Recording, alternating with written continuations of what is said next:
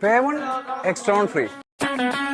അതല്ലേ ഇപ്പോഴവിടെ പോയി ഞാനേ ഇവിടെ വന്നപ്പോൾ അറിയണത് UAE ഇങ്ങനെ ഒരു ഓഫർ എവിടെയും കണ്ടിട്ടില്ല. ട്രേഡിംഗിന്റെയും അൽസഫ സ്റ്റോറിന്റെയും എല്ലാ സ്റ്റോറിലും ഒരു സ്പെഷ്യൽ ഓഫറാണ് ഇപ്പൊ നടക്കുന്നത്.